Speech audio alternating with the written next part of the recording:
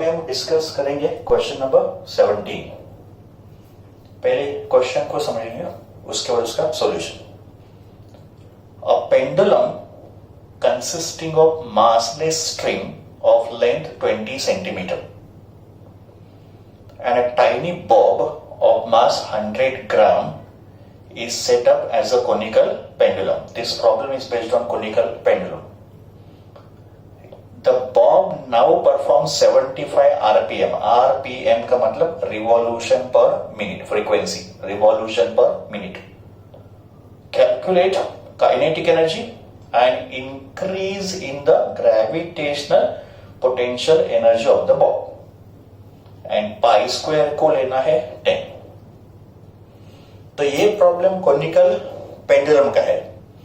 इसमें हमको दो वैल्यूज फाइंड करने हैं। पहले पार्ट में काइनेटिक एनर्जी फाइंड करना है और दूसरे पार्ट में increase in the potential energy. Okay, frequency का वैल्यू 75 रिवॉल्यूशन पर मिनट दिया है, बट फ्रीक्वेंसी का एसआई यूनिट होता है रिवॉल्यूशन पर सेकंड, आरपीएस, रिवॉल्यूशन पर सेकंड, एंड रिवॉल्यूशन पर second is equal to hertz. Frequency का यूनिट हर्ट्ज, तो आरपीएस एंड हर्ट्ज दोनों सेम होते हैं, पर यहां हमको फ्रीक्वेंसी दी है आरपीएम में। तो सबसे पहले आरपीएम को आरपीएस में कन्वर्ट करेंगे। आरपीएम का मतलब रिवॉल्यूशन पर मिनट, RPS का मतलब revolution per second. And to convert RPM to RPS, we divide by 60 because 1 minute equals to 60 seconds.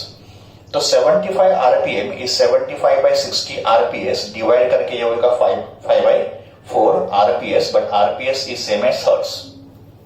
तो सबसे पहले हमने फ्रीक्वेंसी को हर्ट्ज में कन्वर्ट किया।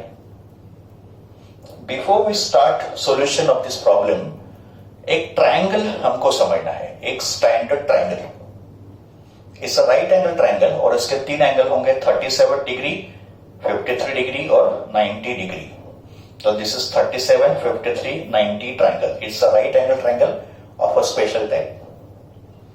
ना इस राइट एंगल ट्रायंगल में एक एंगल 90 है एंड बाकी दो एंगल होंगे 37 डिग्री एंड 53 डिग्री। तो इस ट्रायंगल के तीन साइड के लेंथ होंगे 3, 4 एंड 5। इस Pythagorean triplet 3, 4 and 5। Side opposite to 37 degree 3 होगा, साइड अपोजिट टू 53 डिग्री 4 होगा, एंड हाइपोटेन्यूज का लेंथ होगा 5। Now with the help of this triangle we can get sine, cos, tan of this angle, and we can also get sine, cos and tan of 53 degree also. For example, if I want to find sine of 37 degree without log table, तो sin 37 degree कितना होगा? Opposite upon hypotenuse का मतलब 3 by 5। If I want to find cos 37, cos ratio क्या होता है? Adjacent upon hypotenuse का मतलब cos 37 is 4 by 5। If I want tan 37, तो tan 37 होगा अपोजिट अपॉन एडजेसेंट का मतलब tan 37 is 3 by 4। If I want to find sin 53, तो sin 53 क्या होगा? अपोजिट अपॉन हाइपोटेन्यूज का मतलब sin 53 is 4 by 5, cos 53 is 3 by 5, tan 53 will be 4 by 3, opposite upon adjacent. तो ये एक स्टैंडर्ड ट्रायंगल है, इसको आपको याद रखना है।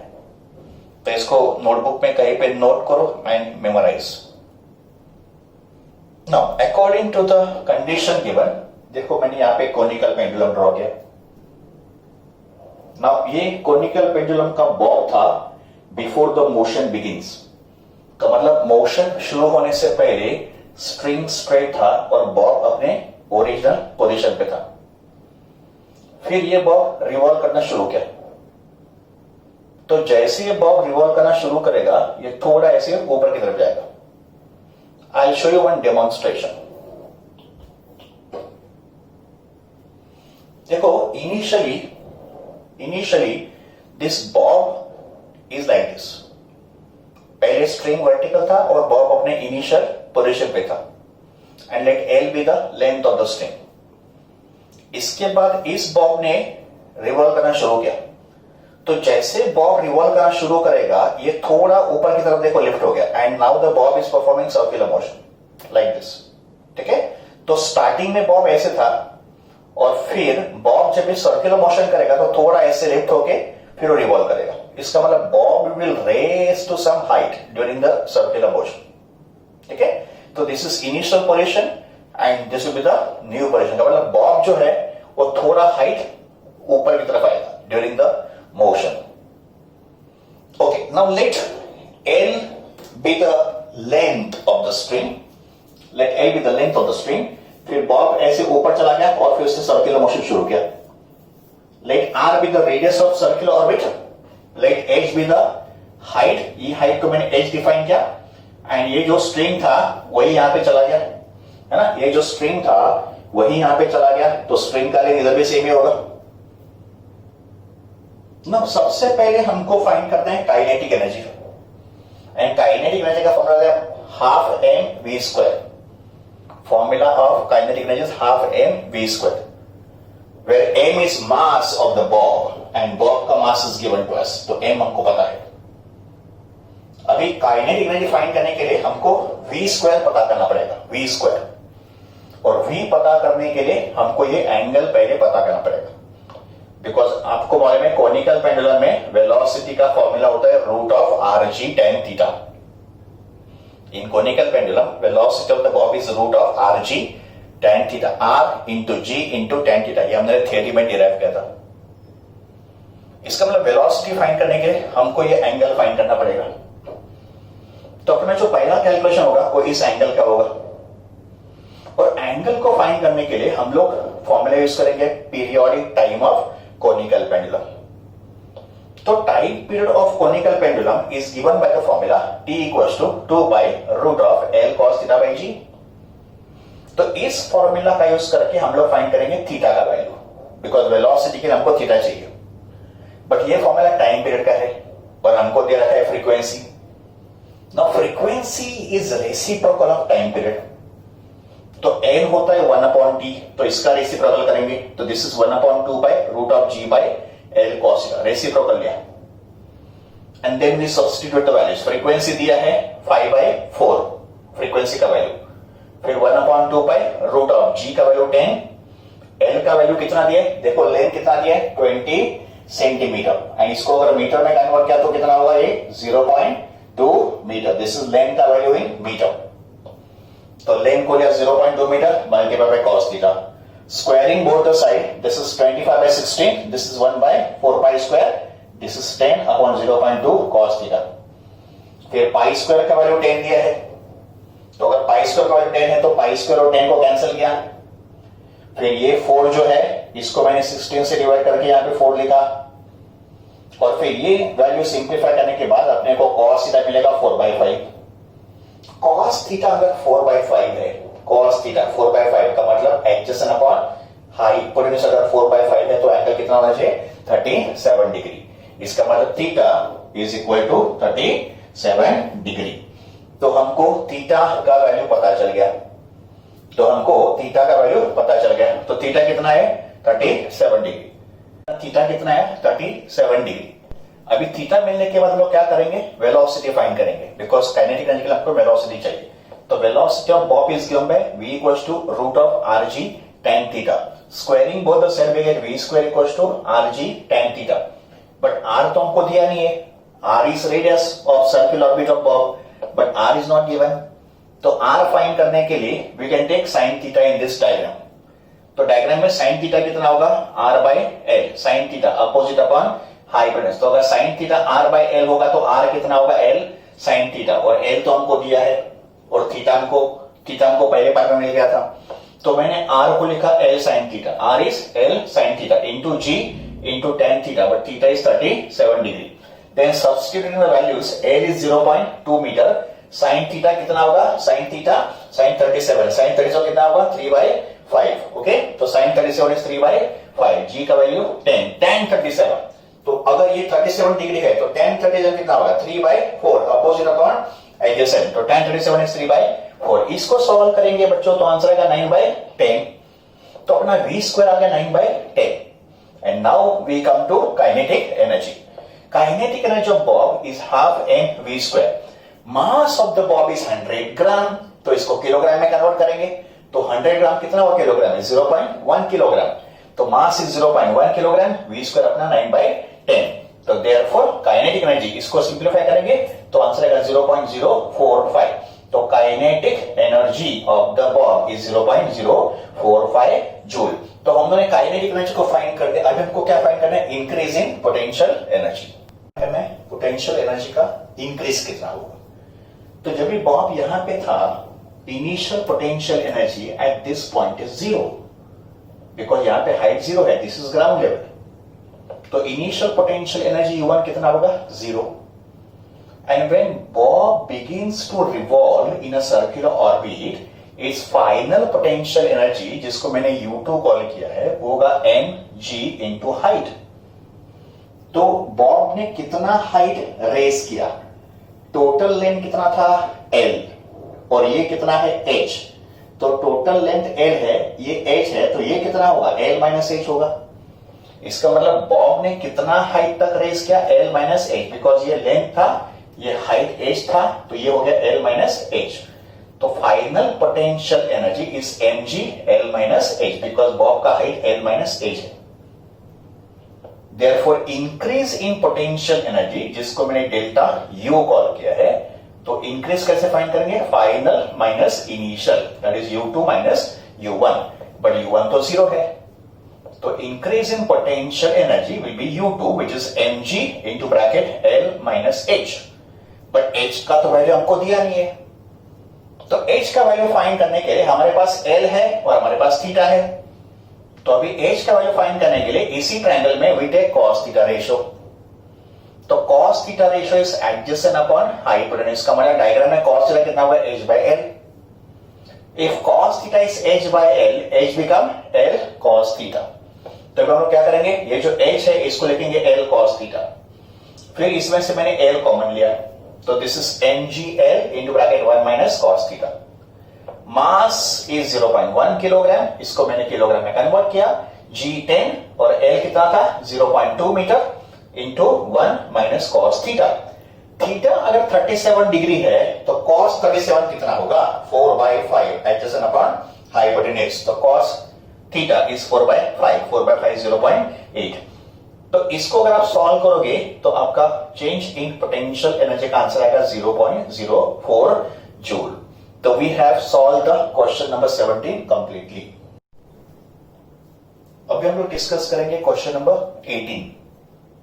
Question number 18 is based on sphere of death, जो नॉर्मली सर्कस में होता है। सर्कस में एक इवेंट होता है spear of death.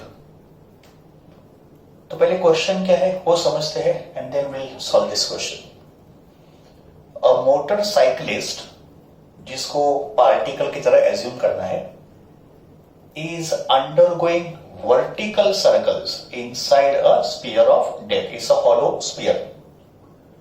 Speed of the motorcycle varies between 6 meter per second and 10 meter per second. Calculate the diameter of the sphere. Also, how much minimum values are possible for these two speeds?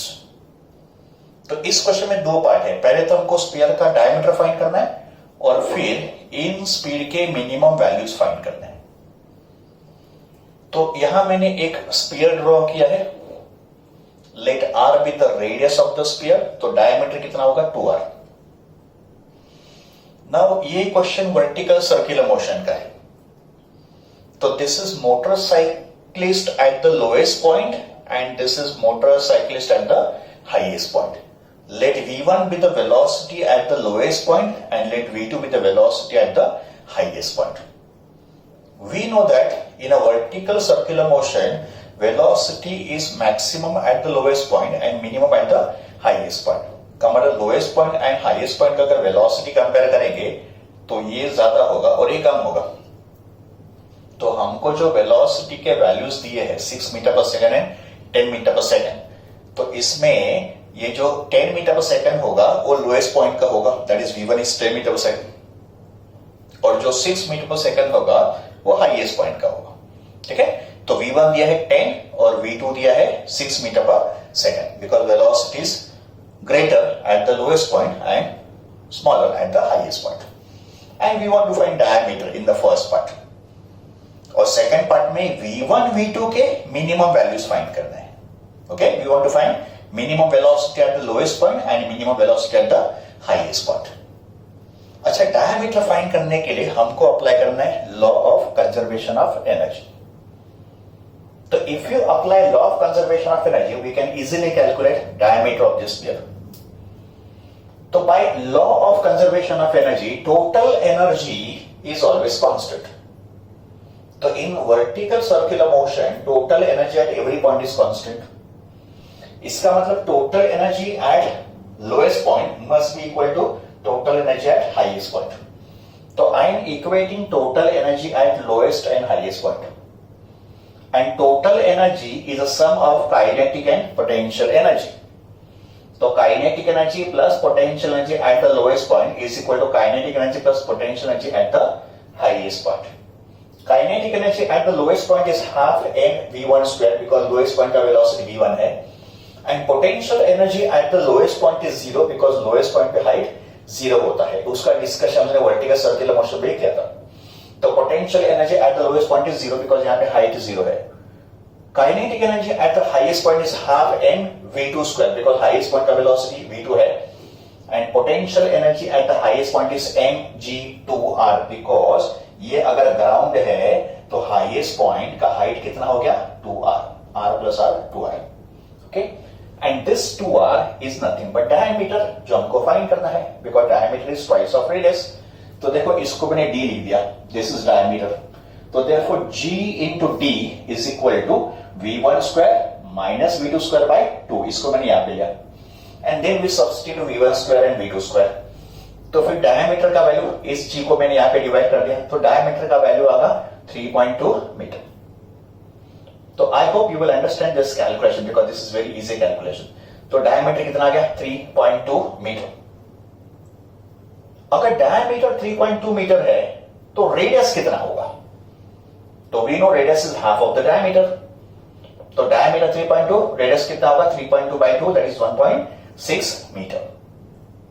तो ये हो गया diameter का calculation. अभी इसके बाद हमको find करना है v1 और v2 के मिनिमम वैल्यूज. अभी ये भी देखो डायरेक्ट फॉर्मूला बेस्ड है तो हमको v1 और v2 के मिनिमम वैल्यूज फाइंड करना है. तो this is direct formula based. तो minimum velocity at the highest point is root rg. इसका तो हमने डेरिवेशन कर दिया था. तो रूट rg, r कितना है 1.6, g कितना लेंगे 10. तो this is 16 and root 16 is 4 metre per second. तो minimum velocity at the highest point is 4 metre per second.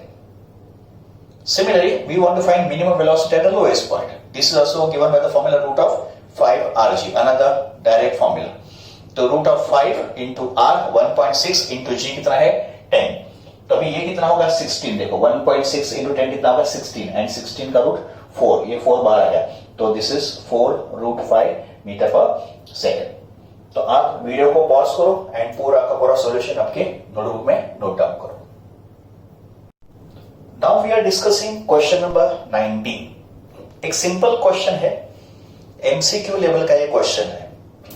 Okay, a metallic ring of mass 1 kg has moment of inertia 1 kilogram meter square when rotating about one of its diameter. It is molten का मतलब ring को melt कर दिया and रीमाउल्टेड का मतलब उसको recast किया, वापस एक नए शेप में उसको बना दिया and it is remoulded into a thin uniform disc. तो क्वेश्चन बोल रहे रिंग को मेल्ट करके उसको डिस्क के शेप में बना दिया of the same radius. How much will its moment of inertia be when rotated about its own geometrical axis. तो सबसे पहले एक रिंग दिया था, रिंग का मास 1 kg है और रिंग का moment of inertia 1 kg metre square है व्हेन रोटेटिंग अबाउट डायमीटर. तो देखो फर्स्ट डायग्राम में ये रिंग ड्रॉ किया. Let m be the mass and let r be the radius of the ring. And this is axis of rotation along the diameter. Now we know that moment of inertia of ring about its diameter is given by mr square by 2. This is moment of inertia of ring का formula about its diameter. We have discussed this formula during lecture. तो ये value हमको दिया गया है 1 kg metre square का मतलब mr square by 2 का वैल्यू 1 kg मीटर स्क्वायर. अभी देखो हमने क्या किया, इस रिंग को पूरा मेल्ट कर दिया और इसको डिस्क के फॉर्म में बना दिया. तो this ring is melted and it is turn into a disc. अगर इसी रिंग का डिस्क बन रहा है तो मास तो सेम रहेगा बिकॉज इसी मेटल का आपने डिस्क बना दिया. और क्वेश्चन में बोला गया है of the same radius also का मतलब जो रेडियस रिंग का है वही रेडियस डिस्क का भी होगा. तो इन दोनों का मतलब इन दो बॉडीज का मास भी सेम है और रेडियस भी सेम है. और डिस्क रोटेट कर रहा है अबाउट इट्स ज्योमेट्रिकल एक्सिस का मतलब डिस्क का एक्सिस ऑफ रोटेशन उसके सेंटर से पास हो रहा है और उसके प्लेन को परपेंडिकुलर है. Moment of inertia of disc about centre is mr square by 2. But mr square by 2 का वैल्यू हम लोग फाइंड कर चुके हैं जो रिंग का था 1 kg मीटर स्क्वायर. तो फिर डिस्क का भी moment of inertia 1 kg metre square ही होगा बिकॉज दोनों का मास सेम है और दोनों का रेडियस भी सेम है. तो what is our final answer 1 kg metre square. Now we discuss question number 20. In question number 20 a big dumbbell, वो जो होता है ना जिम में वेट ट्रेनिंग के लिए डंबल, तो big dumbbell is prepared by using a uniform rod of mass 60 gram and length 20 centimeter. Two identical solid spheres of mass 50 gram and radius 10 centimeter each are at the two ends of the rod. Calculate the moment of inertia of the dumbbell when rotated about an axis passing through its center and perpendicular to its length. तो देखो मैंने diagram draw किया है. ये एक dumbbell है. इस dumbbell में एक रॉड है. तो this is rod. Let mr be the mass of the rod. r का मतलब rod and let l be the length. तो लेंथ ऑफ द रॉड यहां से यहां तक होगा. ठीक है. Mass of the rod mr is 60 gram and length of the rod is 20 centimeter. Since all data is in CGS system, हम लोग पूरे क्वेश्चन को CGS system में ही सॉल्व करेंगे. फिर these are the two solid sphere attached at the two ends of the rod. Let ms be the mass of each sphere and let r be the radius of the sphere. ये पूरा dumbbell इस axis के around में rotate कर रहा है. तो axis of rotation is passing through the center and perpendicular to the length of this rod. तो हमको फाइंड करना है moment of inertia of this dumbbell. Total moment of inertia of the dumbbell is equal to moment of inertia of rod plus moment of inertia of the two spheres. I repeat, moment of inertia of the dumbbell is equal to moment of inertia of rod plus moment of inertia of the two spheres. दोनों sphere identical है तो हमको सिर्फ एक sphere का moment of inertia find करना है और उसको 2 से मल्टीप्लाई करना है. तो यहां पे हमको दो कैलकुलेशन करना है. एक हमको रॉड का मोमेंट ऑफ इनर्शिया कैलकुलेट करना है और दूसरा स्फीयर का मोमेंट ऑफ इनर्शिया कैलकुलेट करना है. रॉड के लिए axis of rotation is passing through the centre and moment of inertia of rod about an axis passing through the center is given by the formula ml square by 12. तो step 1 में we are finding moment of inertia of the rod. इसको मैंने I1 call किया और उसका formula होगा ml square by 12. This is moment of inertia of rod about center. Okay, calculation हम लोग लास्ट में करेंगे. तो ये mr क्या होगा? Mass of the rod that is 60 gram. ये L कितना लेंगे? 20 centimetre upon 12. But we'll do the calculation in the end. अभी हम लोग फाइंड करेंगे moment of inertia of each sphere. एक स्फीयर का फाइंड करेंगे. अभी यहां पे आप ध्यान दो, बिकॉज यहां पे थोड़ा ट्रिकी कैलकुलेशन है। हमको स्पीयर का मोमेंट ऑफ इनर्शिया फाइंड करना है इस एक्सिस के लिए, बिकॉज हमको एक्सिस जो दिया गया है वो ये है। तो we are finding moment of inertia of sphere about given axis. तो इसके लिए मैंने एक एक्सिस स्पीयर के सेंटर से भी पास किया।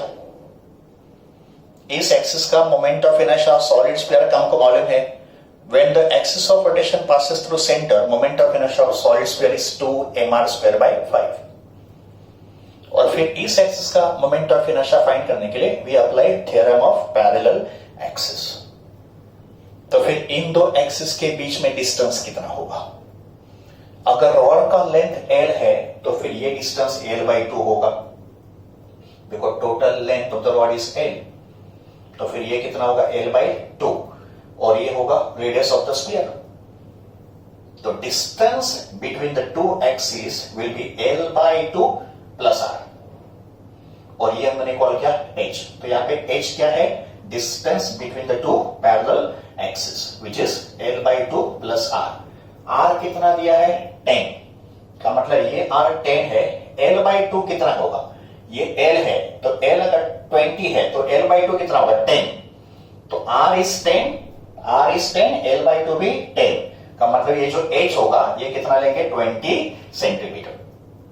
तो फिर इस एक्सिस का मोमेंट ऑफ इनर्शिया फाइंड करने के लिए we apply theorem of parallel axis. IO equals to IC प्लस mh स्क्वायर।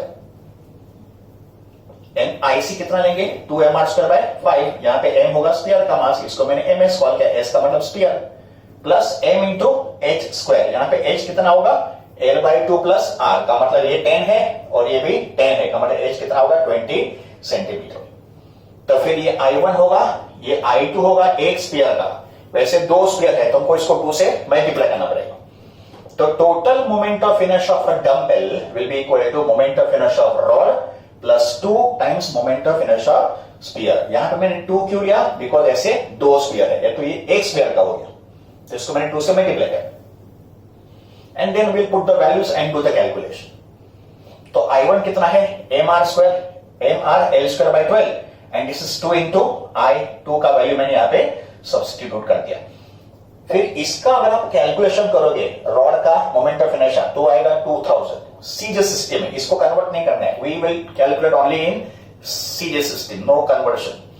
तो ये जो वैल्यू है फर्स्ट टर्म इसका आएगा 2000, और ये जो ब्रैकेट है इसको आप सॉल्व करो, इसका वैल्यू आएगा 2000 का मतलब ये जो है ना ये 2000 है और ये कितना है? 20,000।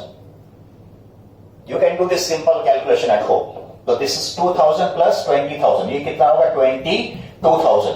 22,000 इंटू 2 कितना होगा? 44,000। तो this is 44,000 and this is 2000 का मतलब आंसर क्या आएगा? 46,000 gram centimetre square, because we have solve the question in CJ system.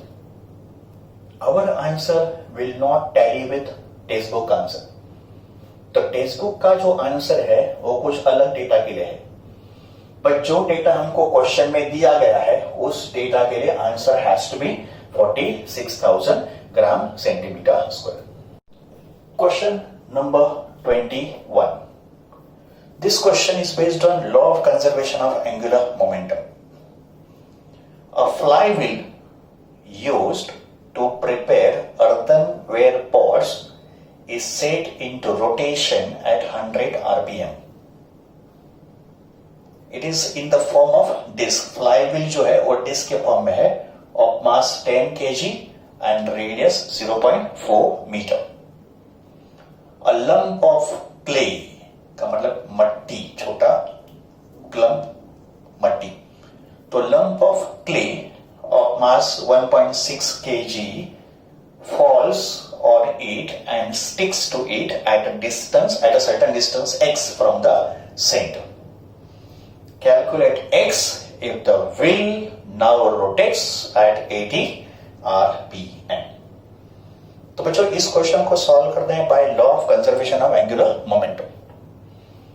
तो इनिशियली सिर्फ फ्लाईव्हील जो डिस्क के फॉर्म में है, सिर्फ फ्लाईव्हील रोटेट कर रहे हैं, let capital M be the mass of the flywheel and let R be the radius. Mass of the flywheel is given to you 10 kg and radius आपको 0.4 दिया है.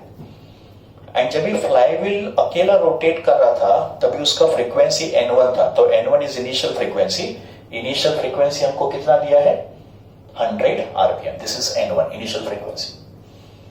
फिर एक लंप ऑफ क्ले, कभी कहते से एक मट्टी का गोला जिससे हम लोग पॉट बनाते हैं. आई hope you have seen that, है ना? चक्कर घुमा के उसके ऊपर मट्टी का गोला and then we make a pot. तो एक लंप ऑफ क्ले उसके ऊपर गिर गया. तो रोटेटिंग फ्लाईव्हील पे एक मट्टी का गोला गिर गया. तो इस लंप का मास छोटा m स्मॉल m है.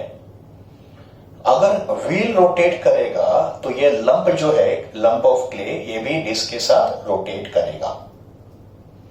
तो इसका जो डिस्टेंस होगा फ्रॉम द एक्सिस उसको हम डिफाइन करेंगे x. अभी इस लंप का मास हमको 1.6 kg दिया है, पर उसका डिस्टेंस x हमको फाइंड करना है. अभी पहले केस में हम लोग सिर्फ डिस्क का ही मोमेंट ऑफ इनर्शिया काउंट करेंगे और सेकंड केस में डिस्क के साथ वो लंप भी घूम रहा है, वो जो क्ले का लंप है वो भी घूम रहा है. तो सेकंड केस में हम लोग दोनों की मोमेंट ऑफ इनर्शिया ऐड करेंगे. किसके मोमेंट ऑफ इनर्शिया ऐड करेंगे? Moment of inertia of disc and moment of inertia of clay, lump of clay. उसका भी मोमेंट ऑफ इनर्शिया में ऐड करेंगे बिकॉज अभी व्हील के साथ ये क्ले भी घूम रहा है. तो न्यू फ्रीक्वेंसी को कॉल करेंगे N2. तो N1 is initial frequency, N2 is final frequency. And then we apply law of conservation of angular momentum. तो initial moment of inertia of flywheel I1 call करेंगे, उसका फॉर्मूला होगा mr²/2. This is moment of inertia of disc, mr²/2. m is given to us and r is also given to us. फिर final moment of inertia होगा disc और clay मिला के, और final moment of inertia को मैंने call किया I2. तो I2 होगा I1 प्लस mx². I1 क्या है? I1 है moment of inertia of flywheel और m इंटू x² क्या है? Moment of inertia of lump. तो फाइनली दोनों घूम रहे हैं, इसके लिए डिस्क और लंप का मोमेंट ऑफ इनर्शिया हम लोग ऐड करेंगे. ठीक है? And then we apply conservation of angular momentum. According to conservation of angular momentum, L, angular momentum का symbol L, that is I into omega is constant. इसका मतलब I1 omega 1 equals to I2 omega 2. I1 omega 1 first case के लिए और I2 omega 2 second case के लिए. तो I1 omega 1 equals to I2 omega 2. फिर I1 का वैल्यू सब्स्टिट्यूट किया और ओमेगा को लिखा in form of frequency because we are given frequency. तो ओमेगा 1 इज 2πN1. I2 का वैल्यू सब्स्टिट्यूट किया, ओके, एंड ओमेगा 2 को लिखा 2πN2. फिर 2π कैंसिल किया और फिर इसको आगे सॉल्व करेंगे. I hope you can solve this question further because एक सिंपल सा कैलकुलेशन है, all data is given to you. तो इसके बाद हमने वैल्यूज को सब्स्टिट्यूट किया. तो N1 कितना है? 100. N2 कितना है? 80. तो एक बार आप ये सब कैलकुलेट करोगे तो आपको x जो है उसका फाइनल वैल्यू मिलेगा 1/√8 मीटर. तो I hope you can do this calculation later. Let us discuss question number 22. This question is based on inclined plane, acceleration down the inclined plane. Starting from rest, an object rolls down along an incline that rises by 3 in every 5. The object gains a speed of √10 meter per second as it travels a distance of 5/3 meter along the incline. What can be the possible shape of the object? का मतलब हमको उस object को identify करना है. देखो मैंने यहाँ पे एक इंक्लाइन सरफेस ड्रॉ किया and let theta be the angle of inclination. Now सबसे पहले क्या बोला है? स्टार्टिंग फ्रॉम रेस्ट का मतलब बॉडी यहां से शुरू कर रहा है फ्रॉम द टॉप. तो उसका इनिशियल वेलोसिटी कितना होगा? 0 because it starts from rest. Body यहां से रोल डाउन कर रहा है ऑन अ इंक्लाइन और इंक्लाइन का कंडीशन क्या है? Incline in rises by 3 in every 5. इसका मतलब 5 मीटर का अगर ये हाइट, अगर ये लेंथ होगा तो ये 3 मीटर राइज करेगा. तो for every 5 metre length incline rises by 3। तो इस डेटा को समझो, राइजेस बाय 3 इन एवरी 5, तो rises by 3 for a length of 5। ठीक है, सो दिस इज 3 इन 5, 3 इन 5 का मतलब 5 मीटर के लेंथ के लिए इसका इंक्लिनेशन 3 मीटर का होगा। तो ये डेटा हमको क्यों दिया है? To find out sine theta. ये साइन थीटा फाइंड करने के लिए दिया है, ट्राई टू अंडरस्टैंड। तो साइन थीटा कितना होगा? अपोजिट अपॉन हाइपोटेन्यूज का मतलब डायग्राम में साइन थीटा कितना होगा? 3/5 अपोजिट अपॉन हाइपोटेन्यूज। इससे हमको साइन थीटा पता चला। उसके बाद बोला है object gains velocity of √10 metre पर second when it falls a distance of 5/3 metre. तो बॉडी यहां से फॉल कर रहा है, जब ये 5/3 मीटर फॉल करेगा यहां तक, तो उसने वेलोसिटी गेन किया √10 मीटर पर सेकेंड। तो u0 और v कितना है? √10 मीटर पर सेकेंड, और उसने डिस्प्लेसमेंट कितना किया? 5/3। तो s पता चल गया 5/3। बस अभी इसी डेटा को यूज करेंगे हम लोग। Now according to the third kinematical equation, v square equals to u square plus 2as. We are applying third kinematical equation. v का square 10 u0 plus 2 into acceleration of a body down the incline is given by g sin theta upon 1 plus k square by r square. और s कितना है? 5/3। तो हमने incline plane का acceleration substitute किया। फिर इसको हम लोग सिंप्लीफाई करते, देखो this is 10 left hand side, 2 into G भी 10 है, साइन थीटा कितना है? 3/5, और ये कितना है? 5/3 अपॉन 1 प्लस के स्क्वायर बाई आर स्क्वायर। तो 10 के साथ 10 चला गया, 3/5 5/3 चला गया, तो के स्क्वायर बाय आर स्क्वायर आ गया 1, के स्क्वायर बाय आर स्क्वायर 1 आ गया। जिस बॉडी का के स्क्वायर बाय आर स्क्वायर 1 होगा उसका moment of inertia M R square होगा। I think I have explain this trick to you, ये मैंने ट्रिक आपको एक्सप्लेन किया था। तो के स्क्वायर बाय आर स्क्वायर 1 है का मतलब moment of inertia M R square, because ये जो होता है ये फिगर एम आर स्क्वायर का कोएफिशिएंट होता है। K square by r square का value is coefficient of m are square, is a numerical part of m are square in moment of inertia. तो ये 1 है, इसके लिए यहाँ पे एम आर स्क्वायर का न्यूमेरिकल पार्ट 1 है। तो moment of inertia of the given body is m are square, and moment of inertia M R square किसका होता है? रिंग का होता है और हॉलो सिलेंडर का होता है। इसका मतलब given body can be either ring और हॉलो सिलेंडर।